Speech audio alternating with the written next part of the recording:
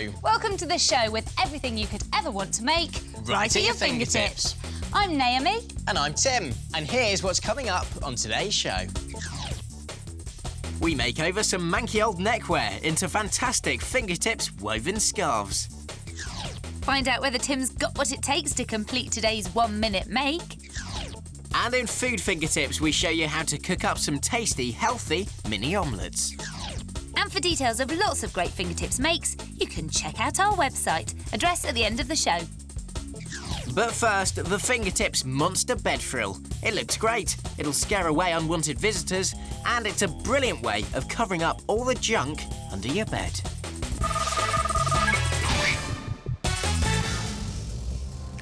Naomi, Yes, do you ever worry about what's hiding underneath your bed at night? sometimes, but I usually just have a load of old mess hiding under there. Have you seen what's lurking underneath this bed?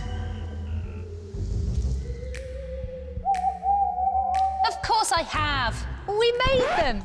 They're our Fingertips Monster Bed Frills peering out from under the bed. And we put them there to protect all the mess we're hiding. Trust me, no real monster would want to live under there with all your smelly flip-flops. Yeah, I know. And we give Monster Bed Frills a Fingertips difficulty rating of 2. Spookily easy. To make a monster bed frill, you'll need to start with 2 very large pieces of cardboard box card, long enough so that when you put them together, they're going to be the same length as your bed, plus an extra 20 centimetres on each piece. They also need to be wide enough so that when you stand them upright, they're going to be the same height as your bed is off the floor. These are going to form your bed doors. Start by drawing a scalloped edge along one side of the cardboard, one of the long edges, so it looks like a real bed frill. Do this to both pieces, then paint them black and cut them out so you end up with 2 pieces very much like this. Now you need to make some eyes to peep out at you, and you can use various different things to make the eyes. Craft balls, yoghurt pots, or coffee shop drinks lids work well, so I think I'll use one of these. Start by painting the outside of it with some glow-in-the-dark paint. Now this stuff is great because it picks up the light throughout the day and then it glows eerily at night time, and you can pick it up easily in art and craft shops. 2 or 3 layers ought to give a good glow, and when it's dry you'll see it's transparent. Magic. No, I promise you will see the magical effect later on. But first we've got to paint the inside of the drinks lid to give your eyes a monstrous colour. So I'm going to go for stripy green eyes, starting with some gruesome green, light green paint. And let's add a stripe inside like this. And once you've done all your light green bits, you can fill in the gaps with some dark green paint. Once the paint is dry, your monster eyeball should look something like this. Now you can add some weird eyelashes and a big pupil too. Start with a scrap piece of felt. A long strip like this will do perfectly. Take some scissors and simply snip all the way along to create a fringe like this. Then glue your fringe right the way around the outside of your eyeball. Now, I'm using double-sided tape just for speed, but you can take more time over this at home. There we go. Now get some more felt and cut yourself a large pupil and an iris and simply attach those to the centre, like that. And of course, you can use this same technique for all sorts of horrible eyes. Just make them as gruesome as you possibly can. And once you have enough pairs of eyes, you can then have a little bit of fun arranging them on the black card. Ooh, those look a bit bloodshot. Put them wherever you like, and once you're happy with the position of them all, you can just glue them into place. And don't forget to leave that 20-centimetre gap at either end that you marked out earlier, because this is going to become part of your opening mechanism. And here is the opening mechanism. See, it's just a flap of the cardboard with some hook and loop fasteners attached along the edges. And then you just need to attach the other side of the hook and loop to your bed frame down there. And then just attach your monster bed frill, just like that. Now just turn out the lights and watch them glow. Ugh, eerie monster eyes peering out. And how about this one? We've given it a scary monster theme using lots of fun fur, and we've added more facial features. They're great, aren't they? Monsters that peer out from under the bed so that people don't take a sneaky look at all the stuff you've stashed underneath. Hey, Tim. Yeah? Do you ever get the feeling that we're being watched? Yeah. Actually, I do. Like eyes. Thousands of little eyes. Out there. That lot.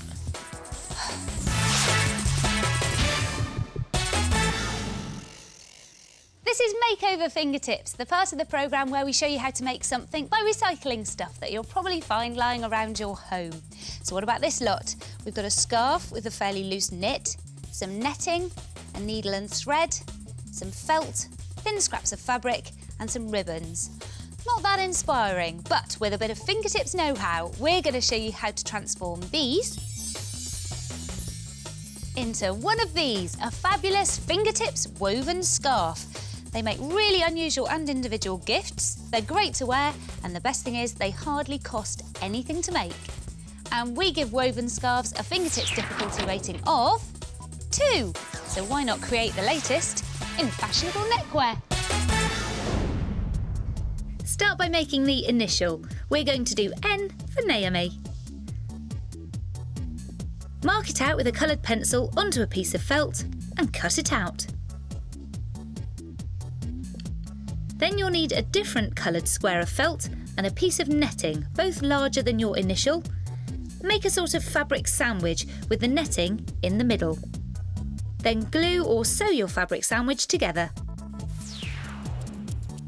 Now trim off the netting and bottom felt so that you have a thin border showing all the way round. Then you need to gather together a selection of sequins, beads and felt shapes. If you don't have any of these, you can buy them extremely cheaply from craft shops.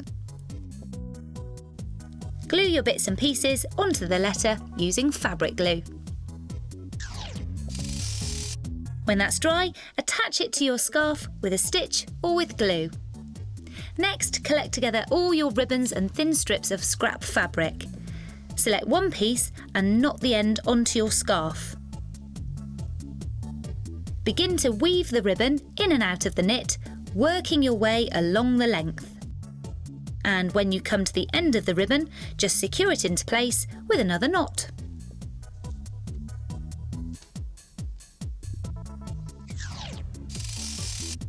And here's a fingertips top tip.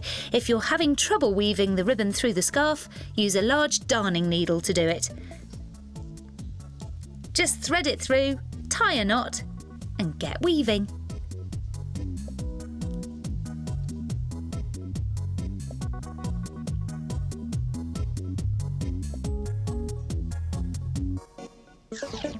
And when it's finished, it should look something like this.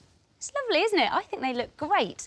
And we've used the same technique on all of these. How about adding a cool skull and crossbones to your scarf?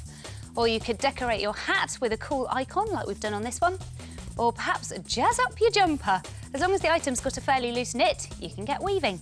So don't be left out in the cold, whether it's a present for someone else or the latest fashion statement for yourself. Collect together some scraps of fabric and ribbon and a tired old scarf and create a fingertips exclusive woven scarf.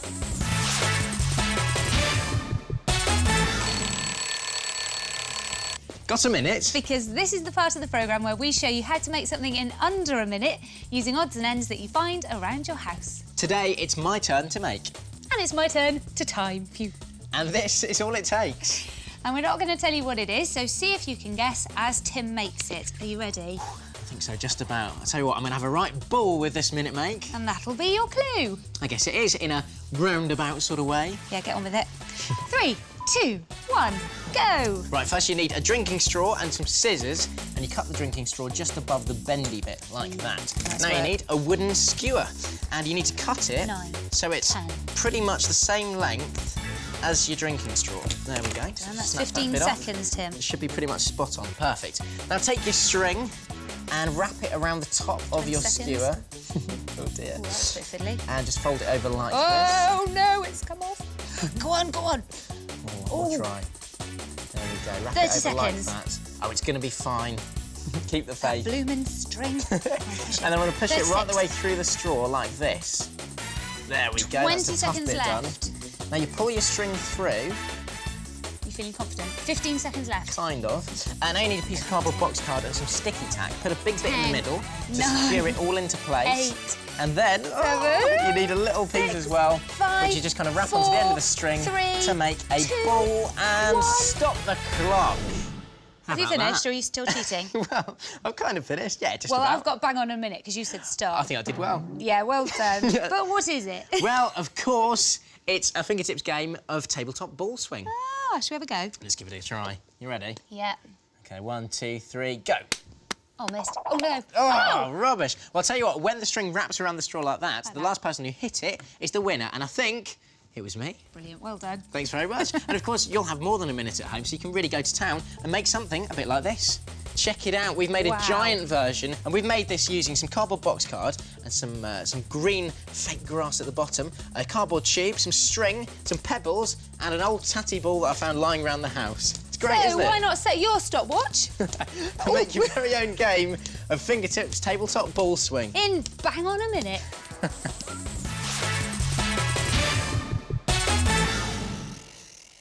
This is Food Fingertips, the part of the programme where we show you food that's fun to make and great to taste. And today we're going to be making an extremely easy snack. Oh, is this another one of your cryptic clues? You know I can never work them out. Oh, it might be. Don't worry, Naomi, it's so quick and easy, we'll have it whisked up in no time.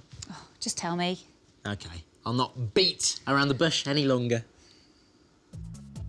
Omelette faces. Express yourself with fun-to-make eggy snacks decorated with chopped vegetables. And not only are they delicious, they're full of all the good stuff. They're exactly what the doctor ordered. And we give these omelette faces a fingertips difficulty rating of 2. Simple. So why not have a crack yourself? All you need is 6 eggs, 2 different coloured peppers, and butter for greasing. Don't forget to wash your fingertips. Start by breaking your eggs one by one into a jug, and then you need to whisk them. Do this until the mixture is light and frothy.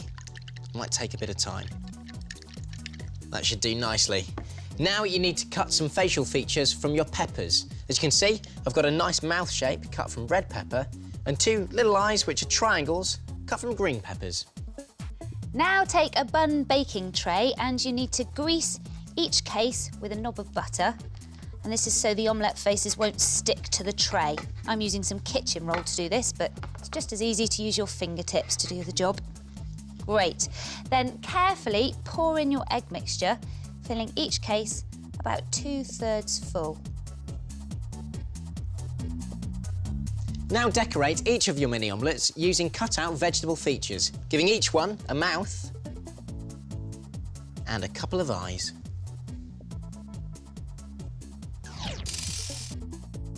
Now just pop these into a preheated oven at 180 degrees Celsius, that's gas mark 4, for about 10 minutes until the tops are slightly golden. Do ask an adult to help you. When they're cooked, leave them to cool for a few minutes on a wire rack. And finally, carefully prise each one out of its case using a blunt knife. And you can use all sorts of vegetables to make your omelette faces extra tasty. We've used small courgettes for eyes here, a mushroom for a mouth. That one's got a little carrot nose, and you can even use a bigger bun tray to make a big face. They make great party food or a filling snack, so why not have a go yourself? Yeah, or as they say, break an egg. You crack me up. Oh. That's it for today. Don't forget to check out the Fingertips website. The address is on the screen right now. And we'll see you again very soon for more Fingertips. See ya. Bye.